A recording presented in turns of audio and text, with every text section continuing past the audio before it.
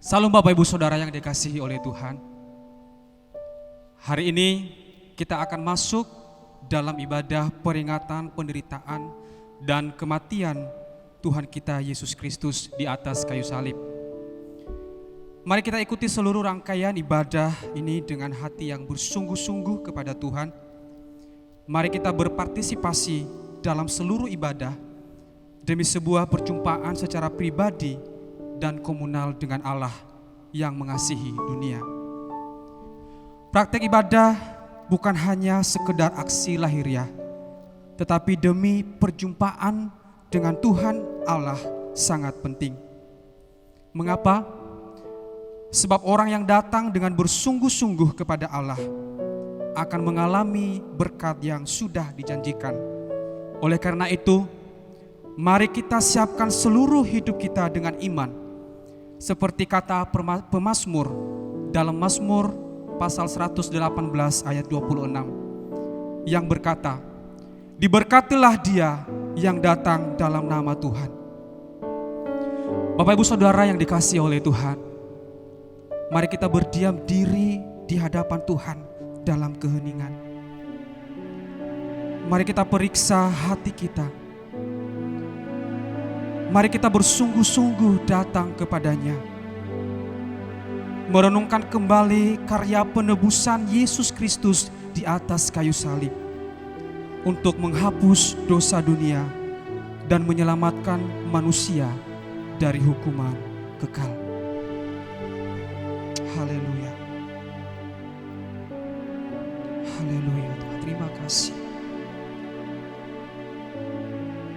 Mari kita datang di hadapan Tuhan Bapak Ibu Saudara. Mari kita membuka hati kita. Haleluya. Kami datang menghampiri hadirat-Mu dengan sebuah pengakuan. Kami perlu Engkau. Kami tidak dapat jalan sendiri tanpa kehadiran-Mu di dalam hidup kami. Oleh sebab itu ya Tuhan, kami datang pada saat ini dengan membawa seluruh kehidupan kami. Kami mengucap syukur buat karya yang besar yang telah Tuhan lakukan bagi kami untuk menyelamatkan kami. Kami menyerahkan seluruh kehidupan kami ya Tuhan. Kami bersyukur di dalam nama Tuhan Yesus. Haleluya. Firman Tuhan berkata di dalam 1 Yohanes pasal 1 ayat yang ke-7. Tetapi jika kita hidup di dalam terang sama seperti Dia ada dalam terang, maka kita beroleh persekutuan seorang dengan yang lain. Dan darah Yesus anaknya itu menyucikan kita daripada segala dosa.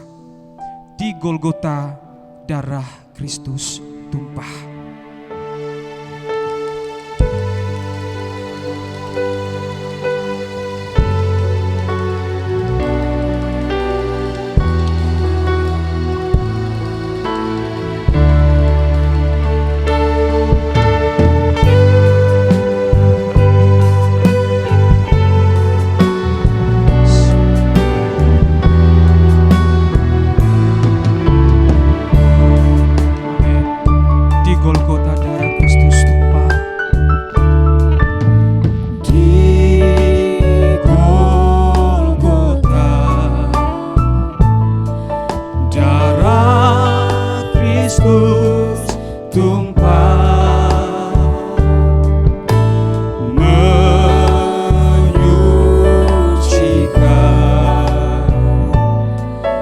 Dosa pikiranku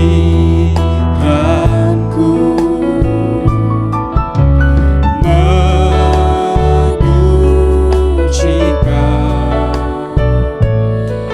dosa perbuatanku, darahnya, darahnya yang hapuskan dosa.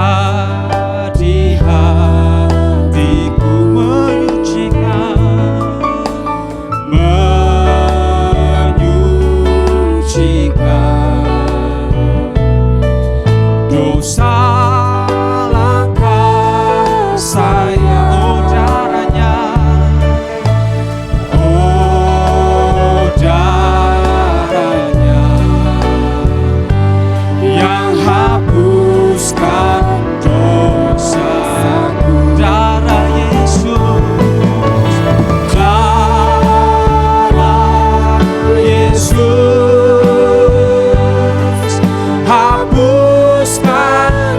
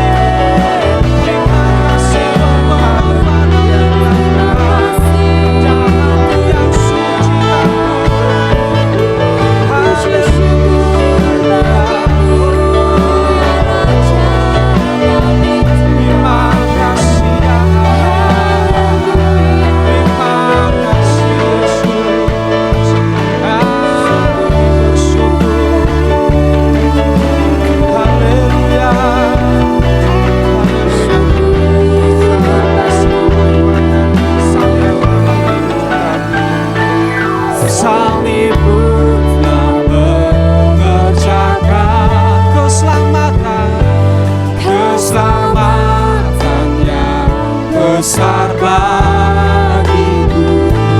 Ku berdiri menyatakan Kau setia dan hidup dalam salib Tuhan.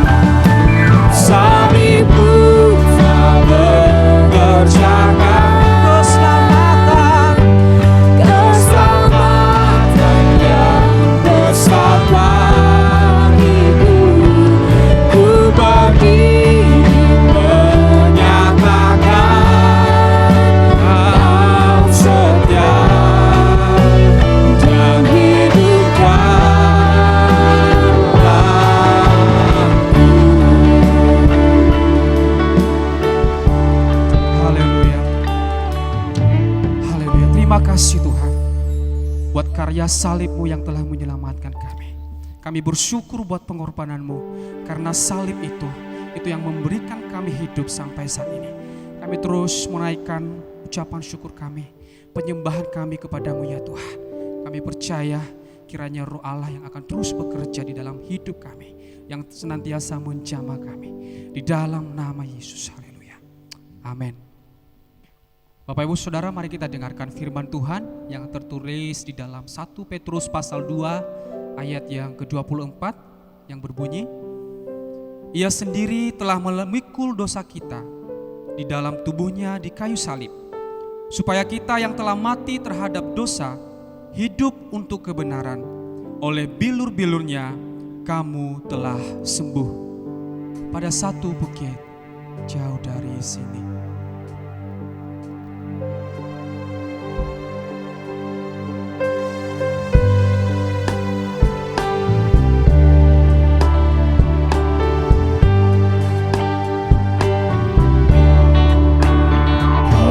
Satu bukit jauh dari sini, ku lihat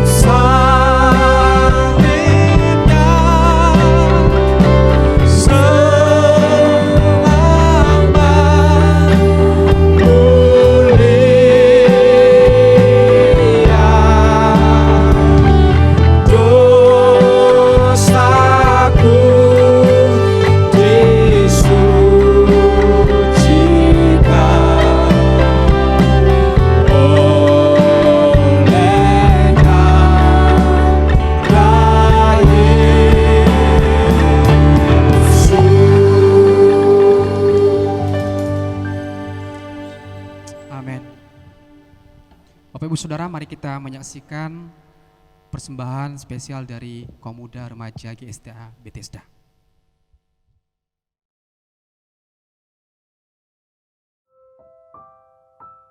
Sulit memang, berat memang. Aku tahu jalan yang kutempuh tidaklah mudah. Aku tahu masalah selalu saja datang menghampiri, mencoba menjatuhkanku, mencoba menjauhkanku darimu. Sulit memang menghadapi pergumulan, menghadapi rintangan, menghadapi beratnya masa-masa hidupku. Tapi aku tak ingin menyerah. Aku akan tetap bertahan. Bertahan dengan kekuatan yang Kau berikan padaku. Karena aku tahu aku akan kuat bersamamu. Aku tak akan pernah menyerah, memikul segala persoalan, memikul salib-salib yang begitu berat, karena aku tahu aku memikulnya bersamamu.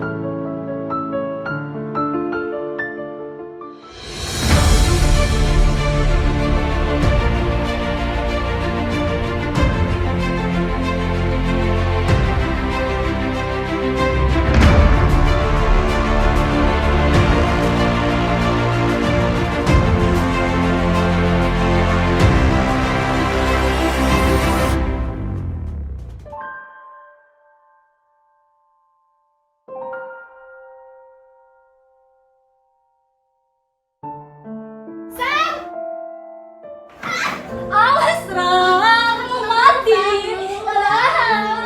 Ada apa sih? Kamu kenapa bunuh diri? Aku capek Ram. Udah, ke rumahku. Kamu tenang, Sar. Kamu kenapa bunuh diri?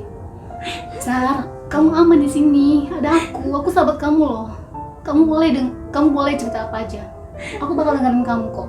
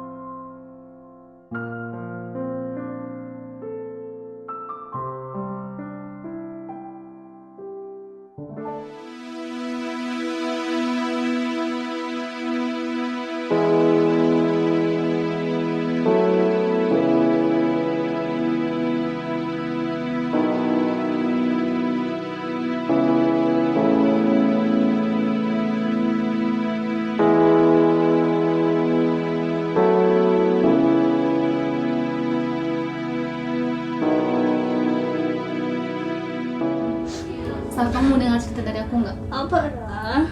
Aku pernah ngalamin hal yang sama kayak kamu. Kamu tahu nggak kenapa? Apa? Jadi Tuhan tuh baik, dia tuh nggak bakal pernah ninggalin kita gitu. Intinya gini, Sar.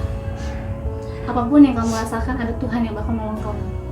Ingat, yang terjadi sama kita ini adalah adalah salib yang harus kita pikul, sama seperti Yesus lakukan. Aku juga, dan aku yakin kamu pasti bisa lewatin. Oke? Karena Tuhan itu baik. Nah, yuk kita berdoa dulu guys.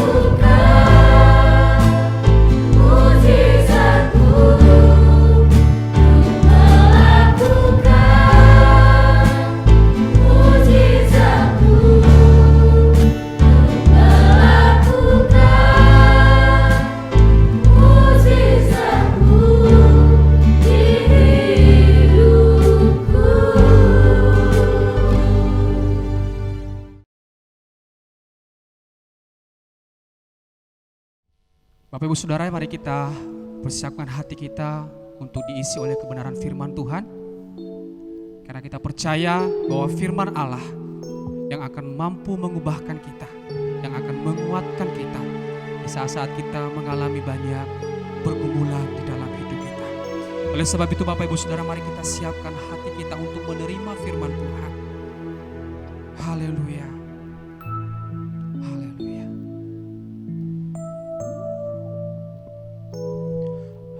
Ada tempat yang mulia, anugerah-Mu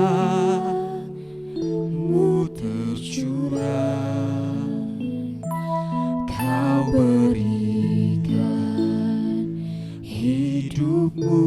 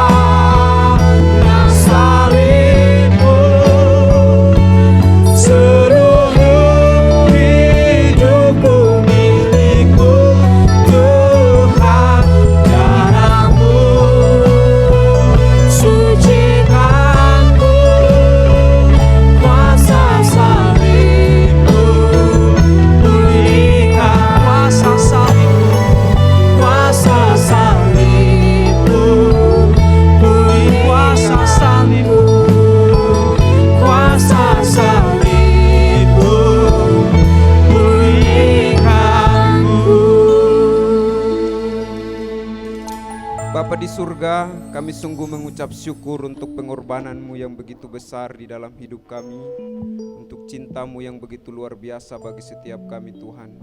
Saat yang indah ini, kami akan mendengarkan kebenaran firman-Mu.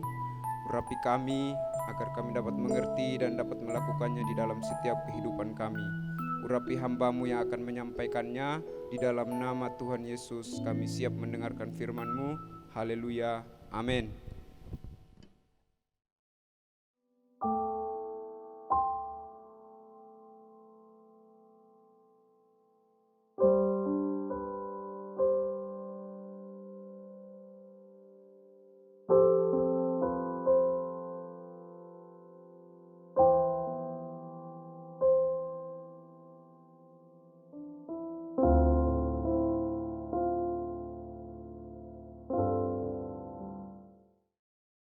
Shalom Bapak Ibu Saudara sekalian, hari ini adalah hari Jumat Agung, di mana kita merayakan hari ini, ada ibadah hari ini untuk kita memperingati kematian Tuhan Yesus. Kematian Tuhan Yesus adalah hal yang sangat penting dalam kehidupan kita sebagai orang percaya, karena melalui kematian Yesus, Dia menyelesaikan masalah dosa yang ada dalam kehidupan kita. Dan pada hari ini, renungan firman Tuhan yang akan saya sampaikan adalah salib membuka jalan baru. Bapak Ibu Saudara sekalian, kita ingat mengenai bagaimana dosa masuk dalam kehidupan manusia.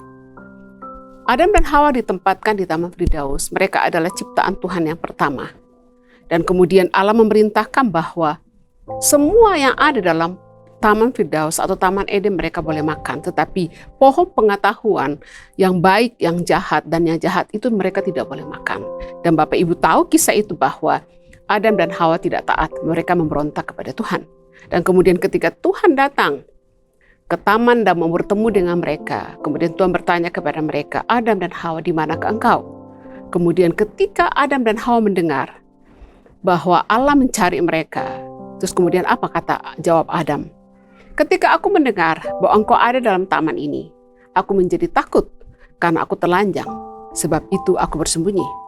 Kemudian Tuhan bertanya kepada Adam, siapakah yang memberitahukan kepadamu bahwa engkau telanjang? Apakah engkau makan dari buah pohon yang kularang engkau makan itu? Jadi Bapak Ibu Saudara sekalian, akhirnya kita tahu cerita itu bahwa ada hukuman. Ada hukuman kepada Hawa, bahwa Hawa akan menderita waktu melahirkan. Ada hukuman kepada Adam. Hukuman kepada Adam bahwa dia akan berpeluh dalam mencari nafkah bagi keluarganya. Dan hukuman yang berikut adalah bahwa mereka kemudian diusir dari Taman Firdaus. Mereka tidak bisa lagi bersekutu dengan Allah oleh karena mereka telah jatuh dalam dosa. Ada jurang pemisah antara mereka. Jadi dosa itu dimulai dari kehidupan pribadi Adam dan Hawa. Kemudian akhirnya dosa juga kemudian masuk dalam keluarga mereka. Kita tahu kisah bagaimana Kain membunuh Habel.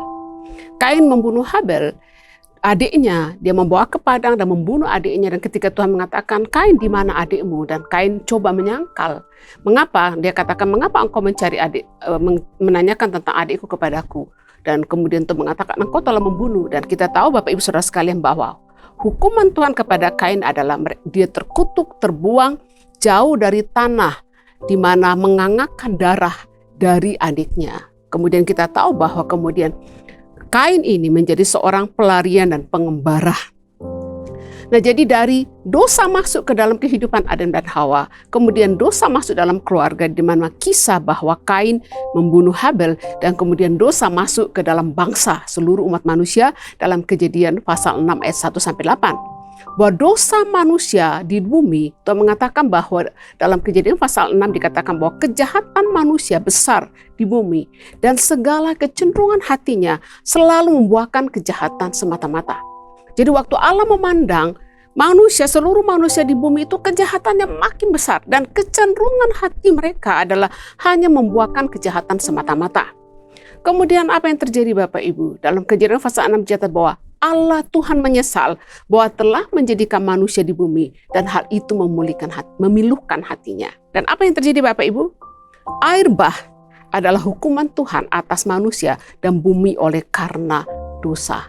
Tuhan mengatakan, aku akan menghapuskan manusia yang telah kuciptakan itu dari muka bumi, baik manusia maupun hewan, dan binatang-binatang melata dan burung-burung di udara, sebab aku menyesal bahwa aku telah menjadikan mereka. Nah, Bapak Ibu Saudara sekalian, dosa masuk kepada pribadi, keluarga, kemudian segenap umat manusia jatuh dalam dosa dan hidup dibelenggu oleh dosa dan hidup menderita sebagai akibat dari kutukan oleh karena berdosa. Bapak Ibu Saudara sekalian, kondisi manusia yang berdosa, apa yang terjadi dengan diri mereka? Waktu manusia jatuh ke dalam dosa dan tidak menaati firman Tuhan, dikatakan bahwa manusia terpisah dari Allah. Hubungan Allah dengan manusia rusak. Hubungan manusia dengan sesamanya rusak. Hubungan manusia dengan makhluk ciptaan Tuhan lainnya rusak. Kemudian apa yang terjadi lagi? Manusia mengalami penderitaan. Manusia mengalami kematian. Manusia kemudian makin menjauh dari Allah dan dosa dan kejahatan makin besar. Jadi begitu dosa dan kejahatan makin besar dalam kehidupan manusia, manusia juga menuai penderitaan demi penderitaan yang membuat mereka makin susah oleh karena dosa. Dalam Roma 3 ayat 23 mengatakan, karena semua orang telah berbuat dosa dan telah kehilangan kemuliaan Allah. Semua umat manusia telah berdosa dan karena mereka telah berdosa, mereka kehilangan kemuliaan Allah. Roma 6 ayat 23 mengatakan, sebab upah dosa ialah maut, tetapi kasih karunia ialah hidup yang kekal di dalam Kristus Yesus Tuhan kita. Jadi upah dosa adalah maut. Tuhan mengatakan kepada Adam dan Hawa, kalau kamu makan buah itu, kamu akan mati. Dan kematian di sini bukan hanya bicara mengenai mereka mati secara fisik, tapi mereka juga mati secara rohani. Mereka terpisah dari Allah. Karena upah dari dosa itu adalah maut. Kemudian Paulus mengatakan, tetapi karunia Allah adalah hidup yang kekal di dalam Kristus Yesus. Kemudian dalam 1 Yohanes 3 ayat 4 mengatakan, setiap orang yang berbuat dosa melanggar juga hukum Allah, sebab dosa ialah pelanggaran hukum Allah. Kemudian Yesaya 59 ayat 1-3 mengatakan, sesungguhnya tangan Tuhan itu tidak kurang panjang untuk menyelamatkan. Dan pendengarannya tidak kurang tajam untuk mendengar, tetapi yang merupakan pemisah antara kamu dan Allahmu ialah apa? Segala kejahatanmu. Yang membuat Allah menyembunyikan diri terhadap kamu, sehingga ia tidak mendengar, ialah segala dosamu. Sebab tanganmu cemar oleh darah, dan jarimu oleh kejahatan. Mulutmu mengucapkan dusta, lidahmu menyebut-nyebutkan kecurangan. Jadi dosa menyebabkan ada jurang pemisah antara Allah dan manusia. Manusia tidak bisa mendekat kepada Allah karena Allah kudus dan manusia dalam kenajisannya, dalam keberdosaannya tidak bisa menghadap Allah. Allah dalam kekudusannya juga tidak bisa terhubung dengan manusia. Kemudian Bapak Ibu Saudara sekalian, di dalam perjanjian lama itu dipenuhi dengan berbagai usaha, berbagai cara Allah untuk kemudian terus membangun hubungan dengan manusia agar manusia terhubung dengannya. Karena manusia tidak bisa hidup tanpa Allah. Manusia perlu Allah. Waktu manusia ada hubungan dengan Allah, manusia terhubung dengan Allah, maka manusia akan ada kesempatan untuk mengalami damai Allah, akan ada kesempatan untuk mengalami lawatan Allah, akan ada kesempatan untuk menikmati berkat-berkat Allah. Tapi dosa menjadikan itu tidak mungkin. Ada pemisah. Nah, Bapak Ibu Saudara sekalian, di dalam perjanjian lama ada banyak korban. Kita tahu di dalam perjanjian lama bagaimana orang-orang Israel dalam sistem peribadatan mereka ada banyak korban-korban di situ. Korban-korban yang dituntut dipersembahkan dari orang Israel adalah sebenarnya itu syarat supaya orang ini bisa mendekat kepada Allah, supaya Allah tidak menghukum mereka, tidak membinasakan mereka oleh karena dosa mereka. Ada korban bakaran, ada korban sajian, ada korban pendamaian, ada korban penghapus dosa, ada korban penebus salah, dan kemudian korban pentabisan imam. Hidup orang Israel pada zaman perjanjian lama dipenuhi dengan korban-korban. Mengapa perlu korban? Korban itu adalah syarat yang telah ditentukan oleh Allah untuk manusia bisa datang kepadanya. Korban-korban itu menjadi pengganti manusia yang seharusnya dihukum oleh karena kejahatan mereka, oleh karena dosa-dosa mereka. Nah, Bapak Ibu Saudara sekalian, tabernakel atau kemah pertemuan, di dalam tabernakel atau kemah pertemuan itu ada peraturan dan sistem peribadatan. Kemudian kita tahu bahwa tabernakel itu mulai Musa diperintahkan untuk mendirikan tabernakel itu waktu mereka sedang dalam perjalanan dari Mesir masuk ke tanah perjanjian. Nah, waktu sudah ada di tanah perjanjian baru kemudian tidak ada lagi tabernakel atau kemah suci menjadi bait Allah. Nah, orang Israel itu dalam perjalanan mereka berkemah di sekeliling kemah suci atau tabernakel itu. Kemudian bagian dari tabernakel ini sebenarnya ada beberapa bagian, Bapak Ibu, ada 3 bagian. Yang pertama adalah halaman. Jadi seperti ada pagar, kemudian halaman. Nah, kemudian di dalam halaman itu ada mezbah korban bakaran. Disitulah tempat ketika orang Israel datang mempersembahkan korban atau mempersembahkan sesuatu kepada Tuhan, atau oleh karena mereka melakukan dosa, maka mereka membawa hewan ke imam, dan imam kemudian menyembelih ternak itu dan kemudian mempersembahkan di mezbah korban bakaran. Kemudian di halaman itu juga ada bejana pembasuhan, di mana imam-imam sebelum masuk ke ruang kudus, mereka harus mencuci tangan mereka dan sebagainya. Nah, kemudian ada ruang kudus. Di dalam ruang kudus itu ada kandil atau kaki dian, kemudian ada meja roti, baru jadi sebelah kiri itu ada kandil atau kaki dian, sebelah kanan itu ada meja roti, kemudian di depan itu sebelum masuk ke ruang maha kudus itu ada mezbah ukupan. Dan baru ada tirai, ada kayak ada horden yang tebal, kemudian di balik horden itulah kemudian disebut dengan ruang maha kudus. Dan di dalam ruang maha kudus itu ada tabut perjanjian. Dan kita tahu bahwa di dalam tabut perjanjian itu ada buli-buli emas berisi manah, kemudian juga ada tongkat Harun yang pernah bertugas, kemudian ada 2 loh batu. Nah, jadi Bapak Ibu Saudara sekalian, dalam sistem peribadatan orang Israel dalam kemah suci, di halaman imam-imam bertugas, orang Israel masih bisa masuk ke halaman. Kemudian ada imam-imam di situ, ada Harun dan keturunannya, ada suku Lewi. Kemudian yang boleh masuk ke ruang kudus itu adalah imam-imam masih bisa masuk, tetapi hanya 1 orang yang bisa masuk ke ruang maha kudus, yaitu imam besar, yaitu Harun. Dan itu pun terjadi hanya 1 kali setahun pada hari pendamaian. Dan jadi dalam ruang kudus masih ada kandil, di situ ada meja roti, ada mezbah ukupan, tetapi dalam ruang maha kudus disitulah tempat Allah pilih untuk hadir. Dan tempat itu begitu kudus, dipisahkan oleh tirai, dan hanya Harun yang boleh masuk ke dalam 1 kali setahun. Dan sebelum Harun masuk ke dalam, itu banyak sekali yang harus dilakukan. Harun harus mempersembahkan korban untuk dirinya sendiri, korban pendamaian untuk dirinya sendiri, kemudian dia juga harus mempersembahkan korban pendamaian untuk orang Israel. Kemudian Harun waktu masuk membawa darah untuk memercikkan ke tabut perjanjian itu, Bapak Ibu Saudara sekalian.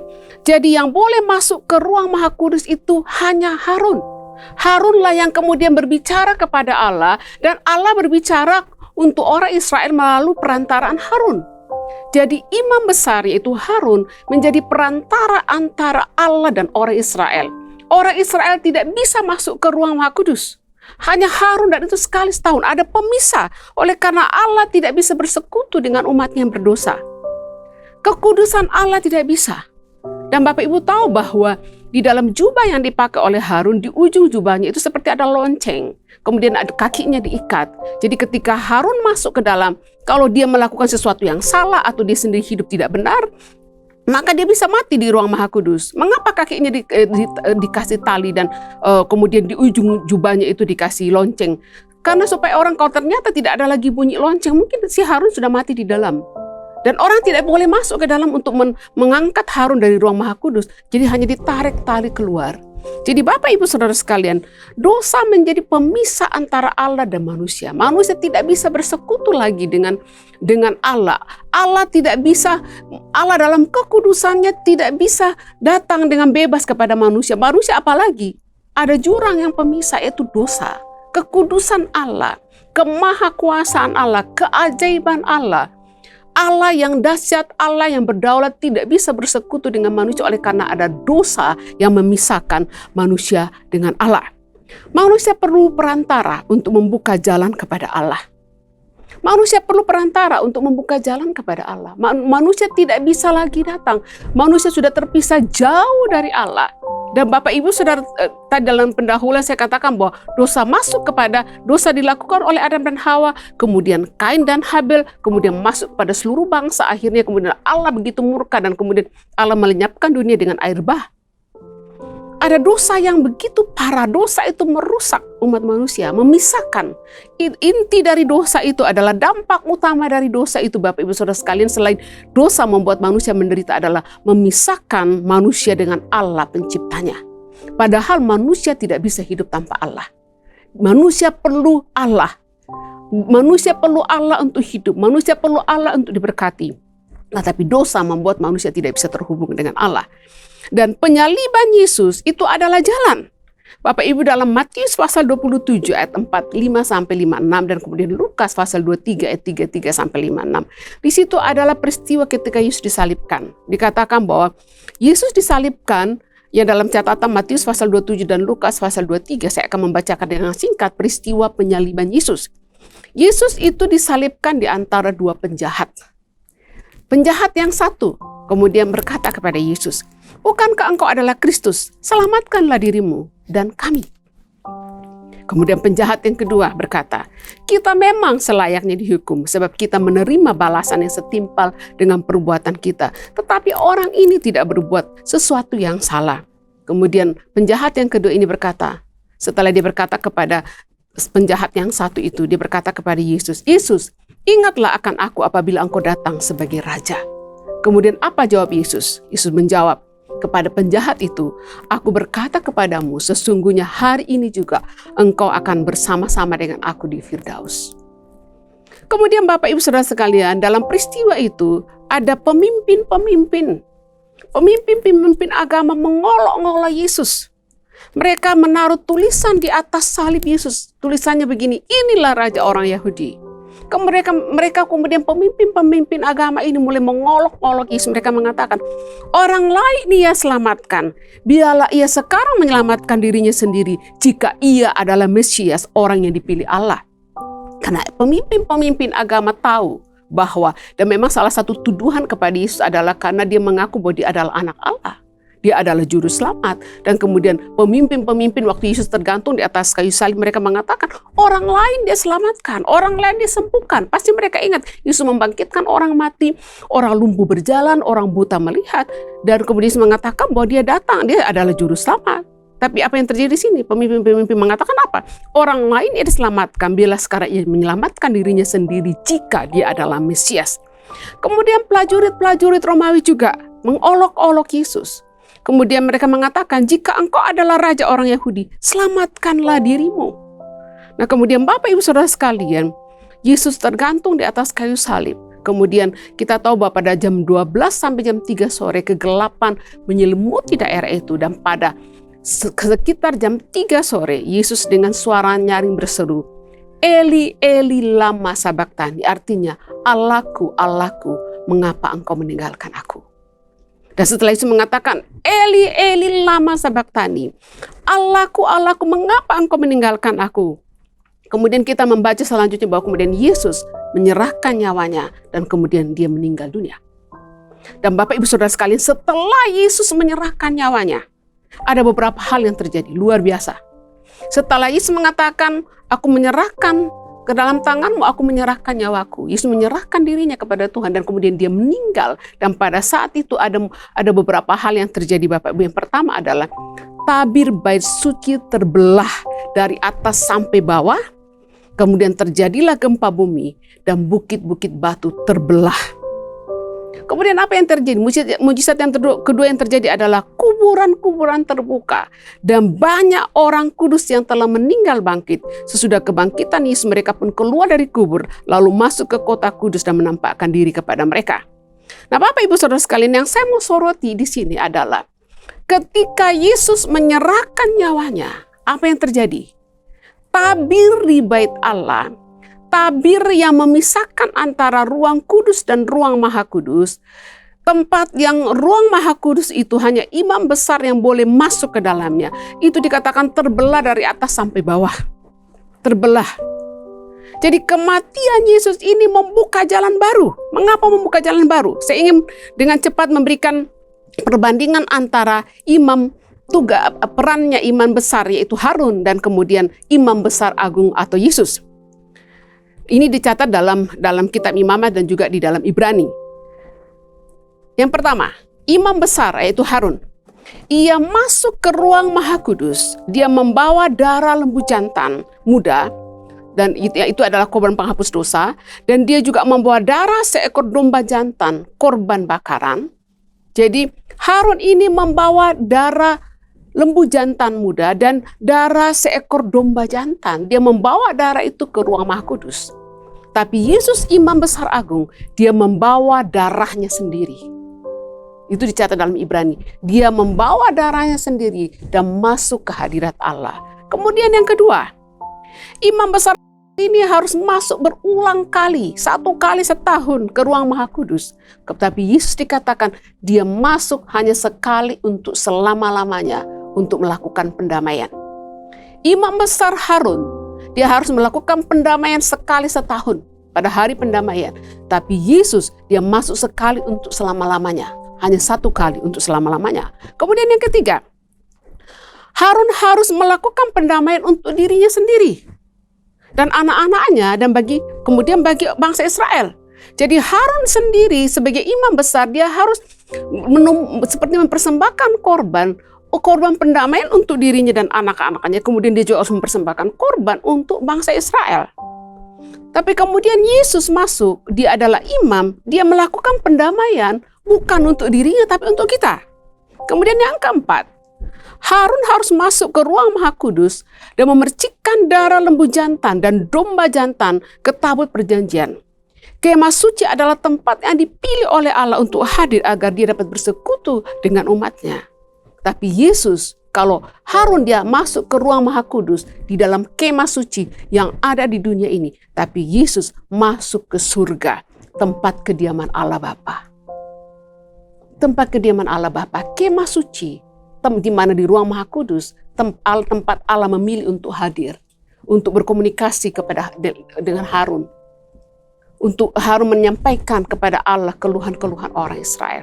Tapi Yesus masuk ke surga, ke tempat di mana Allah ada. Kemudian yang kelima, cara Harun melakukan semua tata cara pada hari pendamaian di kemah suci bisa salah, dan darah korban yang dipersembahkan bisa bercacat celah dan Harun bisa gagal dan mati.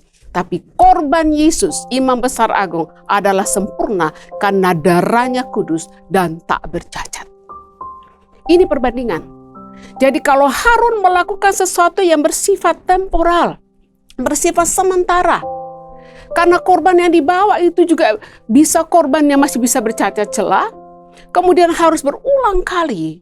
Tetapi kemudian Yesus, dia menyelesaikannya. Kalau hanya Harun yang bisa masuk ke ruang Maha Kudus, ada tabir yang memisahkan. Tapi kemudian ketika kematian Yesus, ketika pada saat Yesus mati, maka berarti korbannya telah selesai. Maka tabir itu robek menjadi 2. Terbelah dari atas sampai ke bawah. Menandakan bahwa oleh karena korban Yesus, Sang Imam Besar Agung, sempurna dan diterima oleh Allah, maka tidak perlu lagi ada tirai yang memisahkan kita dengan Allah. Tidak ada lagi pemisah antara Allah dengan manusia, karena melalui Kristus kita bisa masuk, kita bisa menghadap Allah karena Yesus telah menyelesaikannya.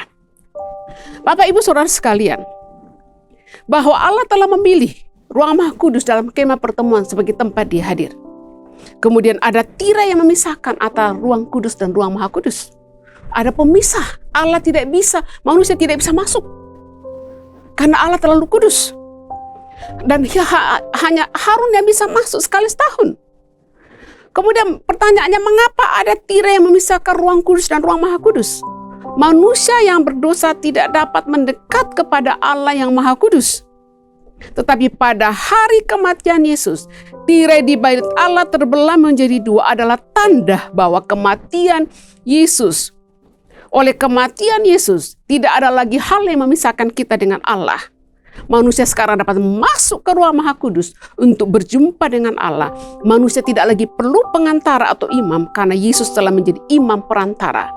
Manusia tidak perlu lagi membawa korban, domba jantan atau lembu jantan, karena darah anak domba Allah atau Yesus Kristus telah menyelesaikannya. Bapak Ibu Saudara sekalian, darah Kristus dalam Ibrani pasal 7 ayat 25, kemudian ayat pasal 10 ayat 19, kemudian Efesus pasal 2 ayat 13 dan 18. Di situ kesimpulannya begini, bahwa darah Yesus membuka jalan bagi orang-orang percaya untuk langsung menghampiri Allah melalui Kristus untuk memperoleh kasih karunia, kemurahan, pertolongan, dan keselamatan.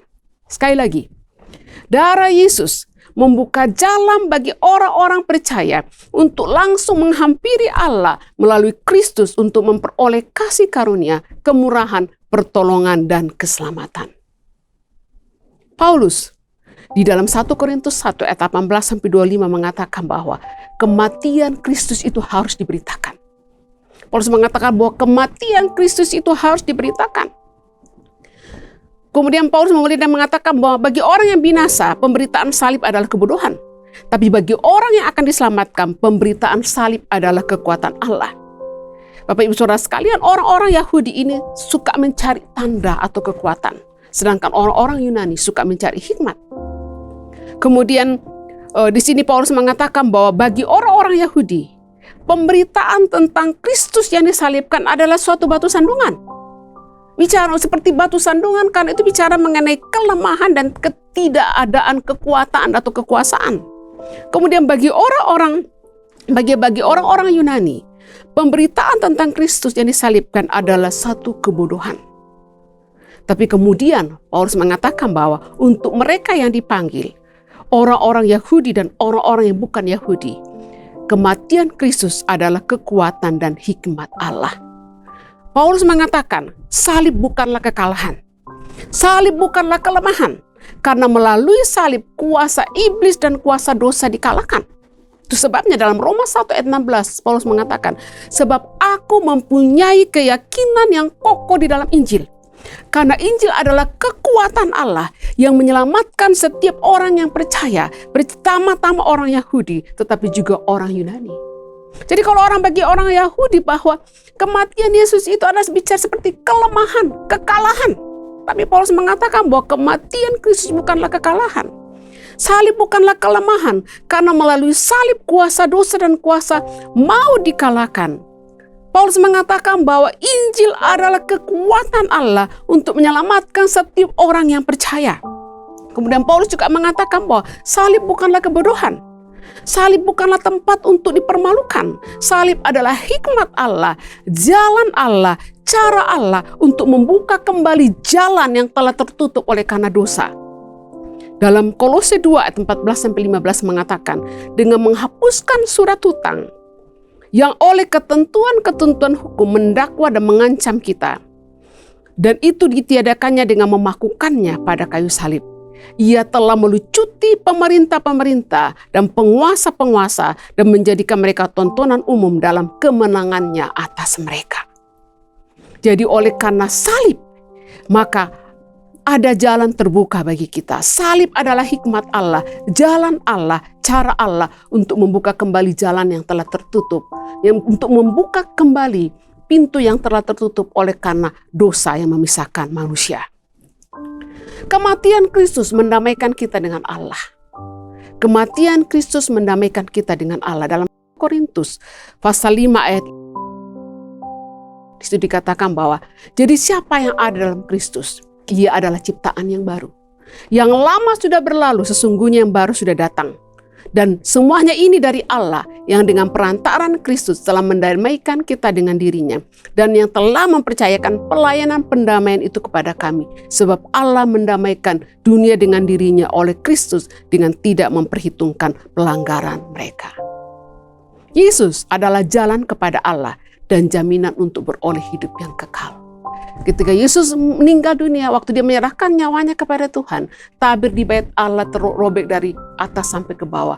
Bicara mengenai sudah selesai. Tidak ada lagi penghalang, tidak ada lagi pemisah antara manusia dengan Allah.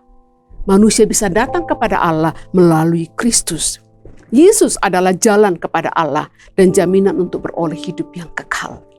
Dalam Yohanes 3 ayat 16 mengatakan, karena begitu besar kasih Allah akan dunia ini, sehingga ia telah mengaruniakan anaknya yang tunggal, supaya setiap orang yang percaya kepadanya tidak binasa, melainkan beroleh hidup yang kekal.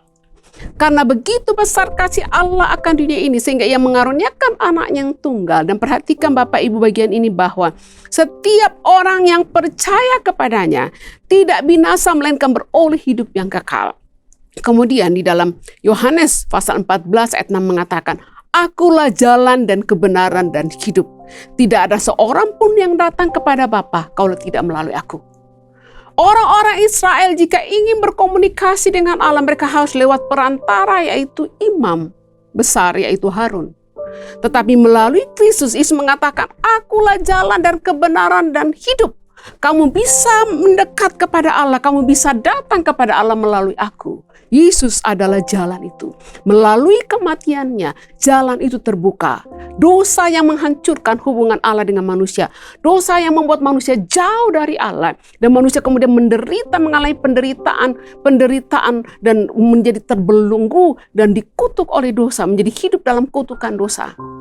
Tapi kemudian Yesus datang, membuka jalan itu kembali, sehingga kita bisa datang kepada Allah dan kita diperdamaikan dengan Dia. Bapak Ibu Saudara sekalian, pada hari ini, pada Jumat Agung, waktu kita memperingati kematian Tuhan, ingat bahwa salib membuka jalan baru. Dosa memisahkan manusia dengan Allah. Oleh karena dosa dan pelanggaran Adam dan Hawa, Bapak Ibu Saudara sekalian, dan pelanggaran kita adalah keturunan Adam dan Hawa, dan kita seperti yang digambarkan dalam Kejadian pasal 6, kejahatan manusia makin besar dan kecenderungan hati manusia biasanya hanyalah kejahatan dan kejahatan. Dan kemudian Bapak Ibu melihat bahwa bagaimana dampak penderitaan dari orang-orang yang dibelenggu oleh dosa.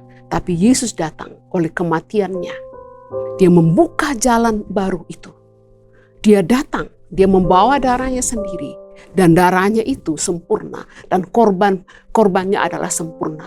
Dan melalui korban imam besar agung yaitu Yesus, maka kita ada jalan terbuka, ada pintu terbuka untuk kita kembali datang kepada Bapa. Kita diperdamaikan dengan Allah dan kita kemudian dapat menikmati berkat-berkat-Nya. Bapak Ibu Saudara sekalian, mari merayakan, memperingati Jumat Agung ini, memperingati kematian Tuhan Yesus. Mari datang kepada Tuhan. Yesus mengatakan, akulah jalan dan kebenaran dan hidup. Tidak ada seorang pun sampai kepada Bapa kalau tidak melalui aku. Bapak Ibu mau datang kembali bersekutu dengan Allah Bapa, engkau mau datang kepada Bapa hanya melalui satu jalan, yaitu Yesus Kristus. Demikian renungan firman Tuhan pada hari ini. Kiranya Bapak Ibu, engkau mengalami kembali lawatan Tuhan. Kiranya mari kita kembali datang kepada Tuhan. Mari kembali datang kepada Tuhan Yesus. Kita datang kepada Tuhan dan memohon kasih karunia-Nya untuk mengampuni dosa-dosa kita. Karena pengampunan dosa hanya kita terima melalui iman kepada Yesus Kristus. Bapak Ibu Saudara sekalian, kita akan masuk ke dalam perjamuan kudus pada hari ini. Dan mari siapkan diri Bapak Ibu untuk masuk dalam perjamuan kudus. Untuk kita kembali memperingati kematian Tuhan Yesus. Bapak Ibu Saudara sekalian, saya mempersilakan Bapak-Bapak dan Ibu-Ibu di rumah untuk membagikan unsur-unsur perjamuan kudus kepada anggota keluarga. Saya mempersilakan.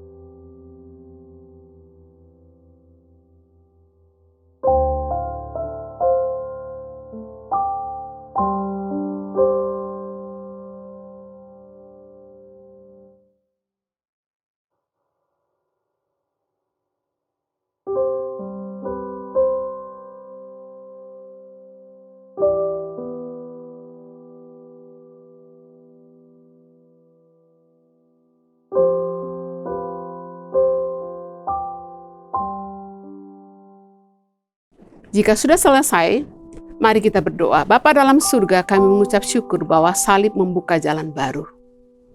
Dosa menjadi pemisah antara kami dan dengan Engkau. Dosa menutup jalan kami. Kami terpisah jauh darimu. Dan kami makin dibelenggu oleh dosa dan mengalami penderitaan sebagai akibat dari kutuk dosa. Tapi kami bersyukur melalui kematian Yesus di atas kayu salib. Yesus telah membuka jalan baru sehingga kami bisa datang kepada Bapa. Pada hari ini Tuhan, waktu kami masuk dalam persekutuan dengan tubuh dan darah-Mu, mengingatkan kami mengenai salib, mengenai kematian-Mu. Dan sekiranya kami terus mempercayai Engkau Tuhan. Kami terus mengiring Engkau Tuhan.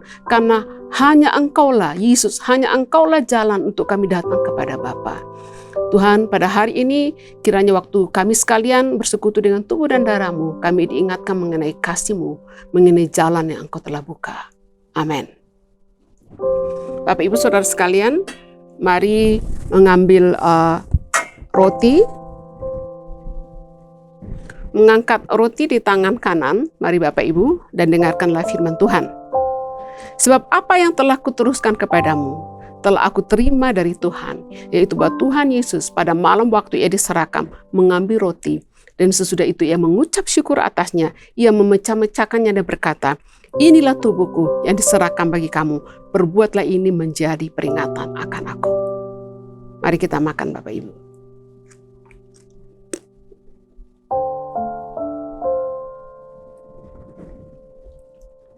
Mengambil cawan di tangan kanan Bapak Ibu, mengangkat cawan di tangan kanan dan dengarkanlah firman Tuhan. Demikian juga ia mengambil cawan sesudah makan lalu berkata, cawan ini adalah perjanjian baru yang dimeteraikan oleh darahku. Perbuatlah ini setiap kali kamu meminumnya menjadi peringatan akan aku. Sebab setiap kali kamu makan roti ini dan minum cawan ini, kamu memberitakan kematian Tuhan sampai ia datang. Mari kita minum.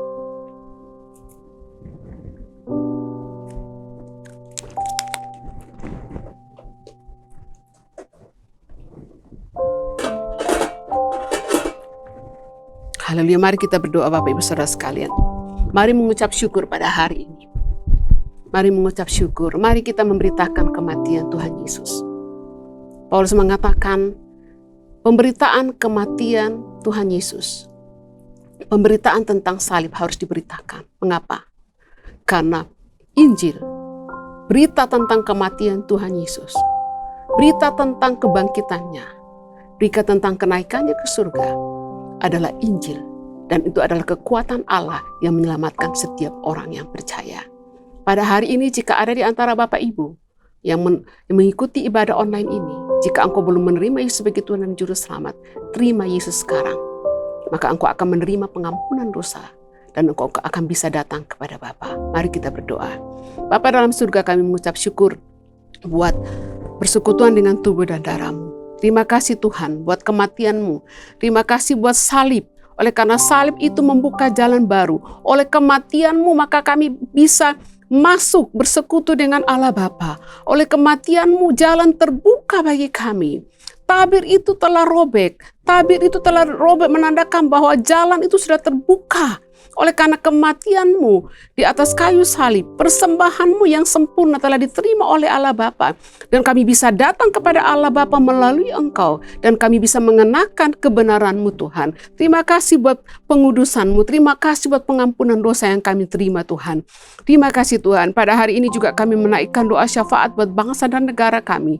Terus berkati bangsa kami Tuhan dan negara kami, memberkati pemerintah pusat dan pemerintah daerah. Menolong juga pemerintah pusat dan pemerintah daerah dalam menangani penghentian penyebaran COVID-19, menangani proses vaksin untuk seluruh warga negara Indonesia, dan juga menolong untuk membangkitkan kembali ekonomi di bangsa ini Tuhan. Terima kasih Bapak. Kami berdoa Tuhan memberkati jemaat GSC Anugerah, jemaat GSC Bethesda Tuhan, dan seluruh anak-anak-Mu yang mengikuti ibadah ini Tuhan. Kiranya berkat-Mu turun. Kiranya pada hari ini kembali mereka mengalami lawatan dari Tuhan. Kemudian Tuhan, kiranya kami semua dalam memperingati kematian-Mu Tuhan, kami diingatkan tentang kuasa salib. Bahwa oleh karena salib, jalan kami terbuka. Kami ada jalan untuk mendekat kepada Allah. Dan dosa-dosa kami diampuni. Kami dibebaskan dari belenggu dan kutuk dosa. Terima kasih Tuhan. Terima kasih Tuhan. Bapak Ibu Saudara sekalian, angkat tangan, mari angkat tangan dan terimalah berkat Tuhan. Tuhan memberkati engkau dan melindungi engkau. Tuhan menyinari engkau dengan wajahnya dan memberi engkau kasih karunia. Tuhan menghadapkan wajahnya kepadamu dan memberi engkau damai sejahtera. Tuhan memberkati kita sekalian. Shalom. Selamat merayakan Jumat Agung. Tuhan memberkati Bapak Ibu Saudara sekalian. Amin. Bapak Ibu Saudara, ibadah kita telah selesai. Oleh karena itu mari kita kembalikan segala pujian, hormat, kemuliaan bagi nama Tuhan kita. Mari kita angkat pujian kita. Kami memuji kebesaran-Mu. Kami